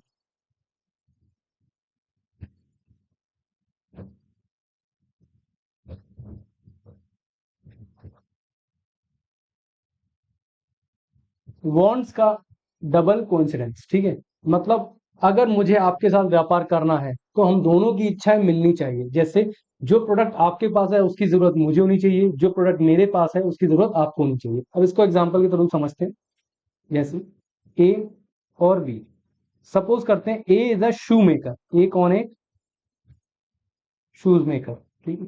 ये क्या बनाता है? शू बनाता है। बी जो है ये कौन है? पीजेंट, ये एक किसान, और ये क्या उगाता है? वीट उगाता है, ठीक है। अब अगर ए और बी के बीच में क्या होना है? ट्रांजैक्शन होनी है। वो कैसे हो सकती है, कब पॉसिबल हो सकती है? वो एक ही कंडीशन है जिसमें ये पॉसिबल हो पाएगी। वो क्या होगी? कि ए को वीट की जरूरत हो और बी को शूज की जरूरत हो, ठीक है। If exchange is possible only if A needs wheat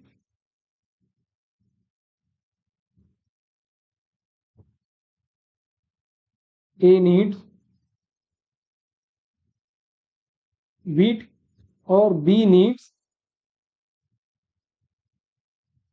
shoes, otherwise इनके बीच में ट्रांजैक्शन एक्सचेंज नहीं हो सकता। अब ए को भले ही वीट की जरूरत है लेकिन बी को अगर शूज नहीं चाहिए तो इन दोनों के बीच में ट्रांजैक्शन नहीं हो सकता, एक्सचेंज ऑफ गुड्स है, नहीं हो सकता। तो आई होप ये आपको समझ में आया होगा, ठीक है। इसके बाद इसकी सेकंड लिमिटेशन बनती है,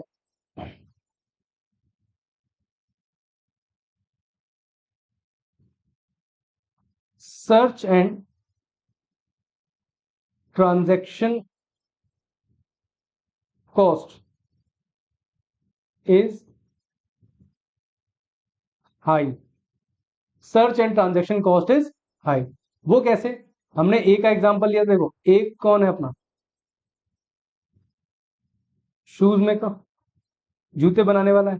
ए बी से हम देख चुके हैं कि बी को रिक्वायरमेंट नहीं है, ठीक है। बी सी डी और ई, ये 5 लोग हैं एग्जांपल के तौर पर, ये 4 लोग हैं। ये भी वीट उगा रहा है, ये राइस उगाता है, ये भी वीट उगा रहा है, और ये भी वीट उगा रहा है। अब ए जो है, बी के पास तो कैंसिल हो गया भाई, बी का पास तो जा ही नहीं सकता ना, बी को नीड नहीं है, B not need shoes, B doesn't need not want shoes, shoes नहीं मिल रहे, ठीक है। ए के सबसे नजदीकी बी था। अब ए को क्या करना पड़ेगा? सी के पास जाना पड़ेगा, सर्च कॉस्ट बढ़ेगी। ए सी के पास पहुंचा, सी ने बोला सर मैं तो, भाई साहब मैं तो राइस उगाता हूं, मुझे जूते चाहिए, वॉन्ट शूज, मुझे जूते चाहिए। लेकिन ए बोल रहा है मुझे राइस नहीं चाहिए ना, तो इनके बीच में ट्रांजैक्शन एक्सचेंज नहीं हो सकता। फिर अब ए किसके पास जाएगा? डी के पास जाएगा। तो भाई डी बोलेगा क्या? कि मुझे नॉट वांट शूज, ठीक है। इसको भी शूज नहीं चाहिए, इसके पास भी जूते हैं, तो डी के साथ भी ट्रांजेक्शन हुआ। फिर ई को और आगे जाना पड़ा, फाइनली इन दोनों के बीच में व्यापार हो पाया, ठीक है। क्यों? क्योंकि वांट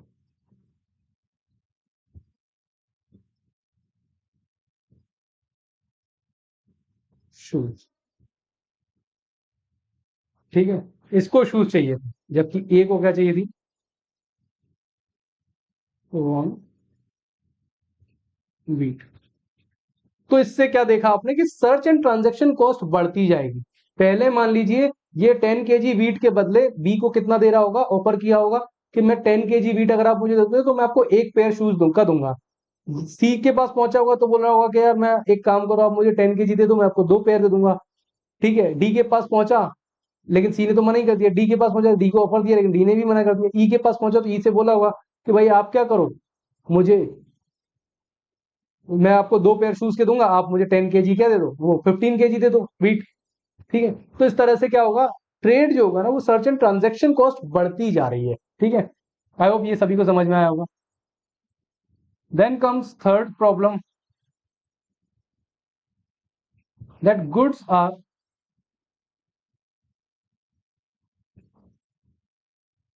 पेरिशेबल गुड्स कैसे होते हैं, खराब हो सकते हैं, ऑब्वियसली बात है। देखो यहाँ अगर हम देखें तो वीट अगर लेने नहीं आया कोई तो कैसा हो जाएगा, खराब हो जाएगा। उस टाइम पे प्लास्टिक तो नहीं होती थी, रबर का इतना यूज नहीं होता था, तो जूते क्या के बनते थे, चमड़े के। अब चमड़ा खराब हो सकता है, बारिश पड़ गई तो चमड़ा कैसा हो गया, खराब हो गया, लेदर।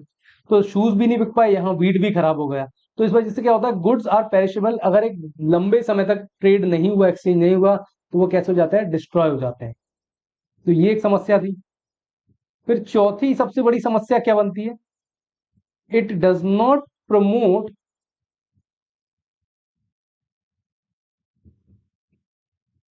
स्पेशलाइजेशन और division of labour.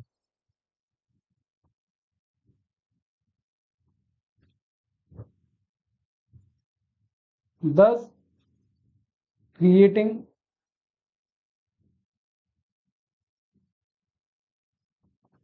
hindrance in the development of economy. Economy के डेवलपमेंट में क्या हिंड्रेंस क्रिएट करता है, वो कैसे, देखो स्पेशलाइजेशन का मतलब क्या होता है, हर व्यक्ति अपना काम करना पसंद करेगा। अब जैसे ए जो है, ए उस शहर का मान लीजिए बेस्ट शू मेकर रहा हो, बेस्ट शू मेकर, मस्त शूज बनाता है, इससे अच्छे कोई शूज बना ही नहीं सकता, ठीक है। ये सारे प्रोडक्ट। अब बाकी बी जो है वीट उगाता था, सी बेस्ट क्वालिटी राइस दे रहा है, लेकिन होगा क्या, ए को जब थक हार जाएगा, मान लीजिए ई के साथ भी ट्रांजेक्शन नहीं हो पाती, ठीक है, या मान लीजिए ई के साथ ट्रांजेक्शन हो गई है एक ही, लेकिन अब ए कोशिश करेगा कि यार इतना घूमना पड़ता है, इतनी मेहनत चली जाती है, तब जाकर के कोई एक व्यापारी मिलता है जिसके साथ हम व्यापार कर सकते हैं। तो ए कोशिश ये करेगा कि भाई अगली बार मैं अपने अपने ही लिए एक छोटा सा खेत जो है उसमें खुद ही क्या उगा लूं, वीट उगा लूं। अब जैसे ही वो वीट उगाने जाएगा, तो इस टाइम पर जो टाइम वो अपने शू मेकिंग में देता था, उसमें से कुछ टाइम उसे कहाँ देना पड़ेगा, कल्टीवेशन में। तो वहां से उसका टाइम जाएगा, एफिशिएंसी ए की क्या होगी, कम होगी, ठीक है। दूसरी तरफ ई का काम, सी बी का काम, डी का काम, इनका काम कम हो जाएगा, क्यों, क्योंकि ए ने खुद ही ने उगा लिया अपने लिए शू वो वीट। तो इनकी डिमांड, इनके मटेरियल की डिमांड कम हो जाएगी, इनके गुड्स की डिमांड कम हो जाएगी। तो इस वजह से क्या होगा, बी अपना काम भी छोड़ना शुरू करेगा कि यार अब डिमांड ही नहीं रह गई वीट की, तो कुछ नया देखते हैं। तो इस वजह से क्या होता है, जो स्पेशलाइजेशन होता है, डिवीजन ऑफ लेबर जो होता है, वो खत्म होता चलता है। और जैसे जैसे डिवीजन ऑफ लेबर खत्म होगा, उस वजह से क्या होगा, इकोनॉमी ग्रो नहीं कर पाएगी। जैसे मैं को एग्जांपल देता हूँ, एक अपना ही एग्जांपल एग्जांपल सपोज करते हैं, जैसे मैं हूँ, मैं आपको क्या पढ़ाता हूँ, इकोनॉमी, ठीक है, क्या पढ़ा रहा हूँ मैं यहाँ, इकोनॉमी, और एक और सब्जेक्ट पढ़ाऊंगा दैट इज पॉलिटी। तो दो सब्जेक्ट हो गए। अब मान लीजिए यूपीएससी में 11-12 सब्जेक्ट्स आते हैं, ठीक है, जैसे हिस्ट्री भी आता है, पॉलिटी भी आता है, वो सॉरी ज्योग्राफी भी है, इन दोनों के अलावा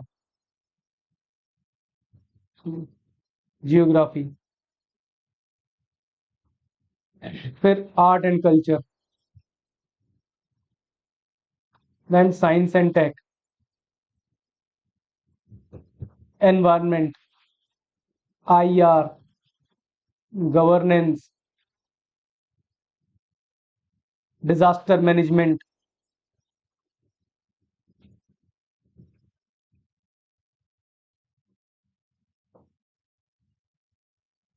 ठीक है। इसके अलावा और क्या आता है, तो इंटरनल सिक्योरिटी।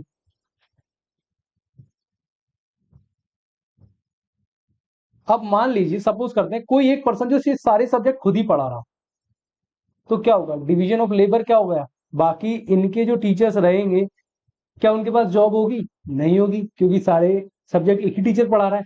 जब एक ही टीचर, और इसके अलावा सी सेट लो, सी सेट जिसमें मैथ्स, इंग्लिश, रीजनिंग, ये तीनों एक ही, वही पे एक ही पर्सन ये सारी चीजें पढ़ा रहा है, सपोज करते हैं एक ही पर्सन सारी चीजें पढ़ा रहा है, ठीक है, वन पर्सन टीचर्स, एक ही पर्सन पढ़ा रहा है सब कुछ। तो पहली बात, क्या आपको किसी भी एक पर्टिकुलर चीज का बेस्ट मिल पाएगा, भाई नहीं मिल पाएगा। जैसे मैं अगर हिस्ट्री भी पढ़ाऊं, ज्योग्राफी भी पढ़ाऊं, मैं आर्ट एंड कल्चर भी पढ़ाऊं, तो मैं अपने ही ये सब्जेक्ट खराब कर बैठूंगा, इकोनॉमी और पॉलिटी को ही खराब कर बैठूंगा, जो मुझे लगता है थोड़ा बहुत सही है, मतलब वो भी खराब हो जाएगा, क्योंकि मैं उस पर इतना भी ध्यान नहीं दे पाऊंगा। तो आई होप आपको ये चीज समझ में आई होगी। ठीक है। तो डिवीजन ऑफ लेबर क्या करता है, स्पेशलाइजेशन लाता है।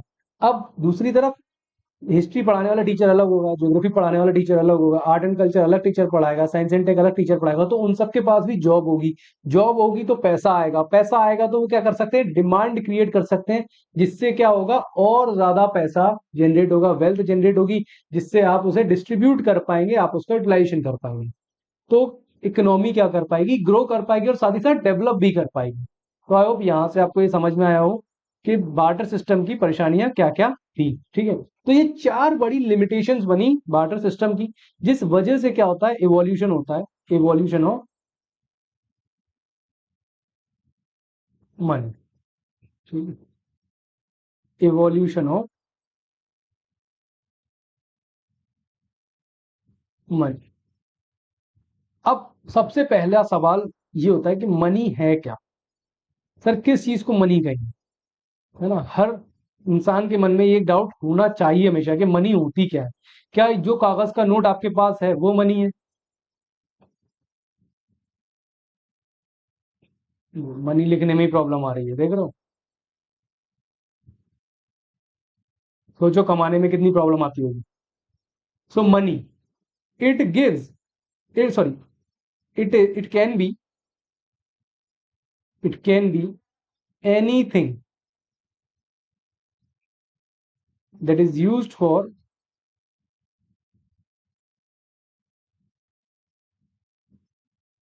Exchange of goods and services.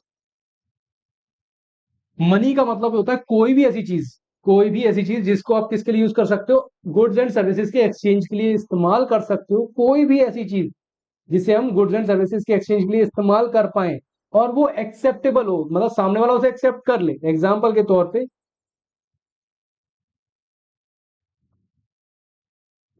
Check का मैं एक एग्जांपल, देखिए चेक खुद में कोई पैसा नहीं होता। ठीक है।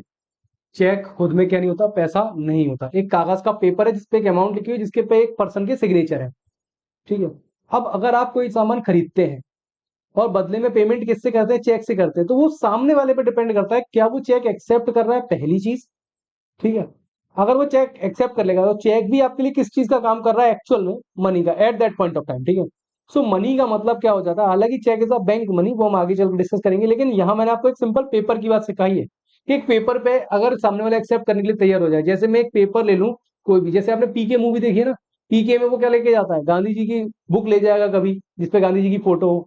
फिर उसे समझ में आता है कि ये गोला पे जो लोग रहते हैं वो केवल एक ही फोटो पे, इस व्यक्ति की केवल एक ही फोटो के बदले चीजें देते हैं। ठीक है। एक ही तरह की फोटो है जिसके बदले चीजें मिलेंगी, बाकी तरीके की फोटो का कुछ काम नहीं है। तो इसका मतलब क्या हुआ कि अगर उस व्यक्ति की वो सभी फोटोज एक्सेप्ट कर ली जाए, लोग एक्सेप्ट करने के लिए तैयार हो, तो वो क्या इसका काम करेगी, मनी का काम करेगी। किसका काम करेगी, मनी का काम करती है। अब बात आती है कि सर लोग कैश रखते क्यों हैं, कैश क्यों रखा जाता है, मनी के फंक्शंस, देन फिर हम बात करेंगे कैश की। ठीक है। So functions of money.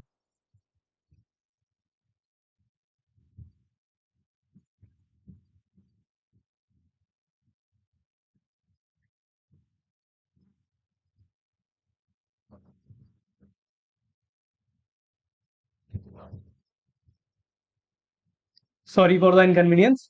ठीक है। अब हम बात करते हैं function of money. I hope money क्या होती है ये सबको समझ में आ गया होगा। सो फंक्शंस ऑफ मनी क्या कहते हैं, देखिए मनी के तीन तरीके के फंक्शंस होते हैं। कितने तरीके के फंक्शंस होते हैं, तीन फंक्शंस होते हैं। वो है primary,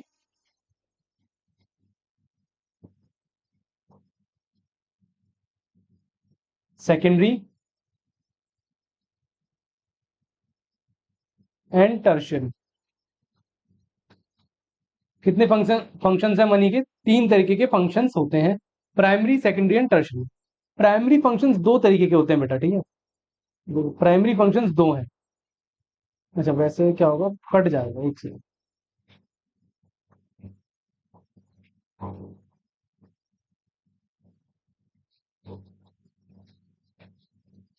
major of value and then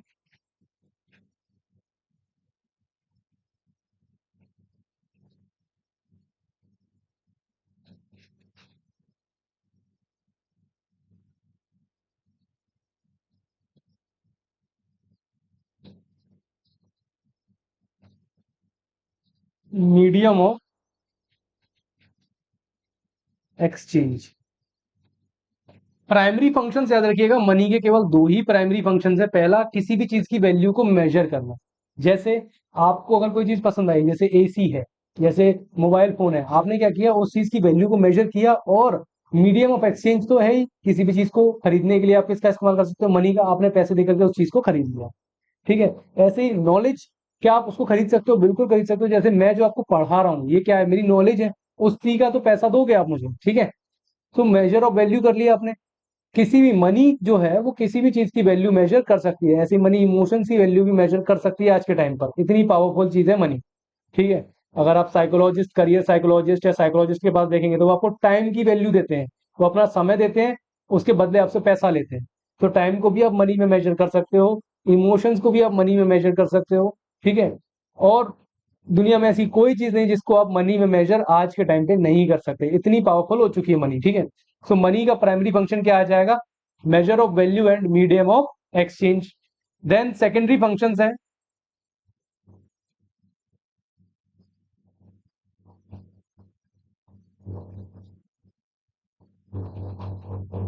store of value,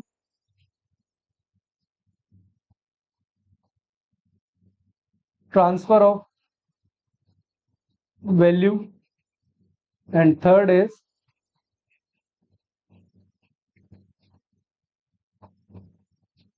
deferred payments.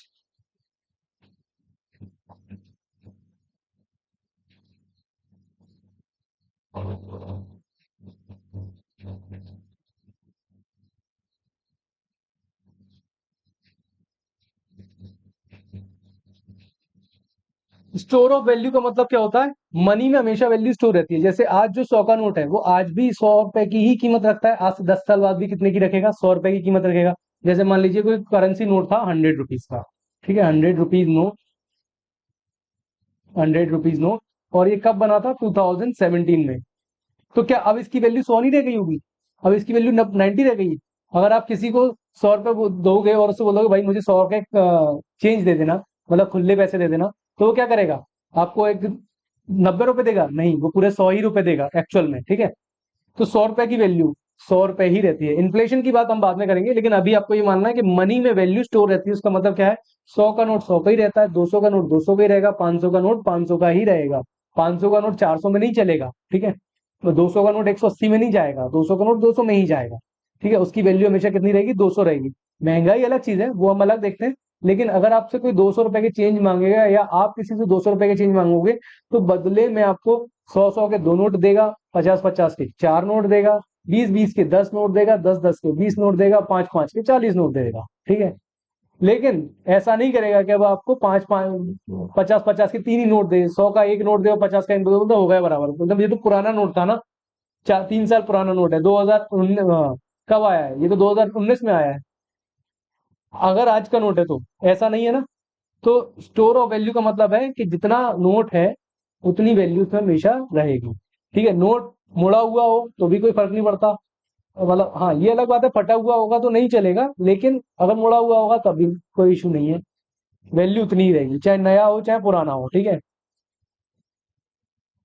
Transfer of value, आप किसी भी चीज की वैल्यू किस में ट्रांसफर कर सकते हो? मनी में ट्रांसफर कर सकते हो। जैसे गोल्ड है, गोल्ड आपके पास था, आपने तुरंत उसे गिरवी रख दिया, बदले में क्या हो गया? मनी आ गई आपका। गिरवी रखने की बात कर रहा हूँ मैं, बेचने की बात नहीं कर रहा हूँ, ठीक है। गिरवी रख दिया उसे, तो उसे आपने किस में बदल लिया?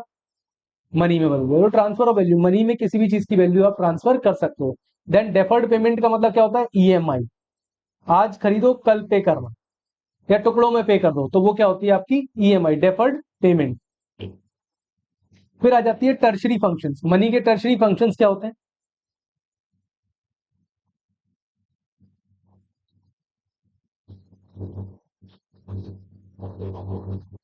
क्रेडिट,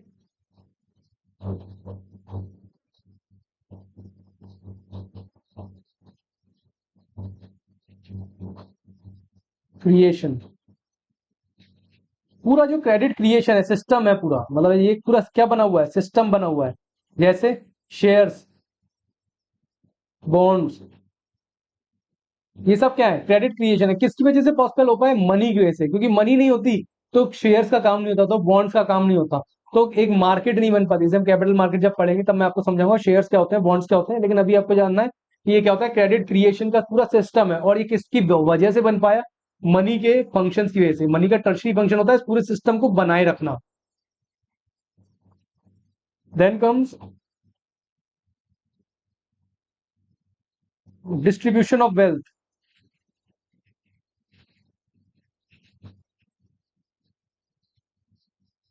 वेल्थ का डिस्ट्रीब्यूशन बाया टैक्स, कौन करता है, स्टेट करती है। वेल्थ का क्या करती चलेगी, डिस्ट्रीब्यूट करती चलेगी वेल्थ को। जैसे जो ज्यादा कमा रहा है उस पर ज्यादा टैक्स लगा देते हैं, जो कम कमाता है उस पर कम इनकम टैक्स लगता है। तो उससे क्या होता है, वेल्थ का डिस्ट्रीब्यूशन होता है, ज्यादा पैसा जहां है वहां से निकाल करके उन लोगों के लिए खर्च करना, देना नहीं, डायरेक्ट नहीं देते हैं, खर्च करते हैं उनके वेलफेयर के लिए। क्योंकि वेलफेयर स्टेट जो हम पढ़ चुके हैं, mixed economic system welfare state में काम करती है, ठीक है, वेलफेयर फॉर्म में काम करती है। तो उसके लिए हमें क्या होना पड़ता है, वेल्थ को डिस्ट्रीब्यूट करना है, एक्यूमुलेट होके उन्हें नहीं दे सकते हम, ठीक है। तो आई होप यहां से आपको ये फंक्शंस क्लियर हुए होंगे मनी के, ठीक है। मनी के सारे फंक्शंस क्लियर है। Primary function major of value and medium of exchange. Secondary function store of value, transfer of value, deferred payment, deferred payment का मतलब ईएमआई। ट्रांसफर ऑफ वैल्यू मतलब गोल्ड का मॉर्गेज रखना, जमीन का मॉर्गेज रखना, पैसों में वैल्यू ट्रांसफर हो जाती है। स्टोर ऑफ वैल्यू मतलब नोट की वैल्यू जितनी आज है 10 साल बाद भी उतनी रहेगी, गवर्नमेंट बैन ना कर दे तो अब अलग बात है, ठीक है, लेकिन नोट की वैल्यू उतनी ही रहेगी। 500 का नोट आज, पहले 2016 में भी 500 का था, अगर 2016 में कोई 500 का नया नोट बना है तो उसकी वैल्यू 2025 में भी उतनी ही रहेगी, 500 रुपए, ठीक है। तो store of value, then credit creation, shares और बॉन्ड, ठीक है। क्रेडिट क्रिएशन पूरा system, distribution of wealth via tax, और फैक्टर्स ऑफ प्रोडक्शन को एम्प्लॉय करने में मदद करता है, ठीक है। तो आई होप ये सभी को समझ में आया होगा। Then why people carry cash, लोग कैश क्यों रखना पसंद करते हैं, why people prefer to carry cash. So इस पूरी थ्योरी को देने वाले एक व्यक्ति हैं, उनका नाम है जॉन मेनार्ड गेन्स, ठीक है। John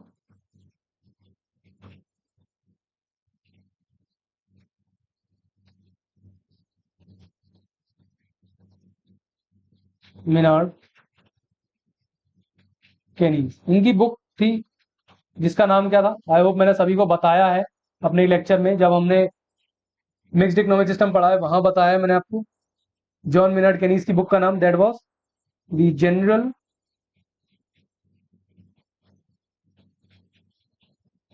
theory of interest, sorry, general theory of employment,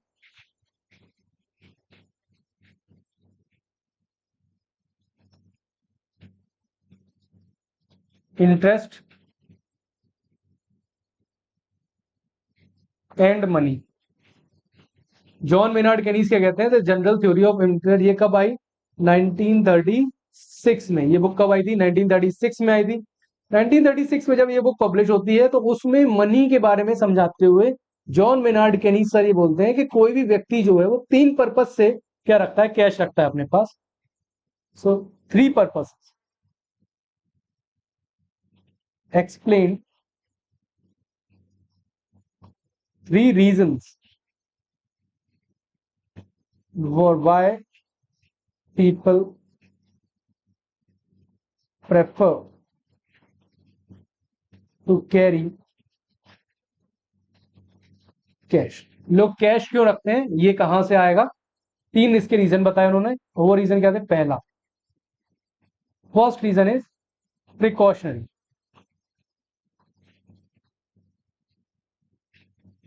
precautionary मतलब इमरजेंसी सिचुएशन आ जाए एकदम से, कौन सी सिचुएशन आ जाए, emergency.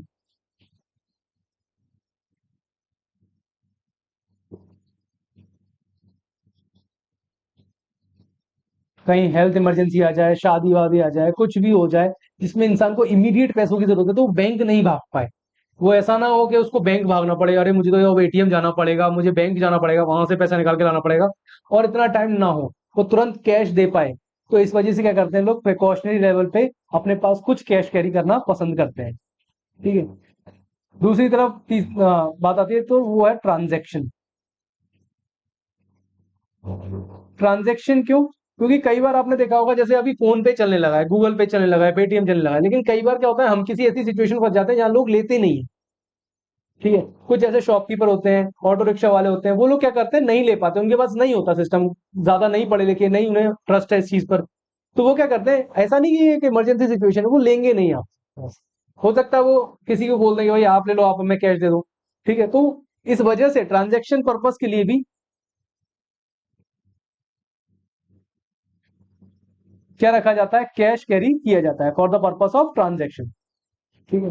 Then comes third, speculation. Speculation भी क्या है, एक पर्पस होता है। स्पेक्यूलेशन का मतलब क्या है ना, स्पेकुलेशन का मतलब होता है सट्टेबाज। मतलब किसी भी चीज का आंकना, मतलब आपने पहले अनुमान लगा लिया कि यार इसकी कीमत बढ़ने वाली है। जैसे सपोज करें एक लैंड है जो आपको पसंद आया, जमीन का एक छोटा सा हिस्सा जो आपको पसंद आया, आपने कहा यार ये जगह सही है, इसकी कीमत आगे बढ़ जाएगी, तो अभी सौदा कर लेते हैं। अब आप गए, आपने बोला चेक ले लो, तो वो मना कर देगा। ठीक है। हो सकता है मना कर दे, आपने बोला भाई इतने का चेक देने के लिए तैयार हूं मैं अभी, उसने मना कर दिया। आपने बोला डिमांड ड्राफ्ट ले लो, मना कर दिया। लेकिन जैसे ही आप सामने कैश रखोगे तो इंसान का दिमाग बदल जाता है। ठीक है। उसका क्या होता है, दिमाग बदलता है।